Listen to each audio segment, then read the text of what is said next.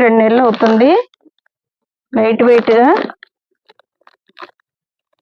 Kitchen waste తో నింపామండి.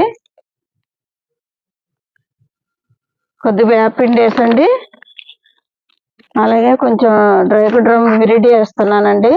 మనకి ఏ మొక్క అయినా సాకు గురవుతుంది కదా, డ్రై పాటింగ్ చేసినప్పుడు సాకు గురవ్వకుండా కొంచెం డ్రై డ్రమ్ విరిడి వేస్తున్నాను. మంచిదండి ఇది, మా మొక్కలు రీపాటింగ్ చేసుకున్నప్పుడు వేసుకుంటే బాగా నాటుకుంటుంది. చచ్చిపోయే మొక్క కూడా బతుకుతుందండి డ్రై డ్రమ్ విరిడికి.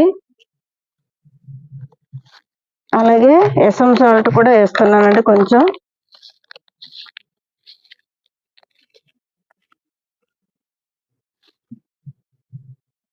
సాకు గురవుతుంది కదా మొక్క, తీసి మళ్ళీ ఇందులో వేసేటప్పుడు, అలాంటప్పుడు ఎసమ్ సాల్ట్ వేస్తే మనకి మొక్క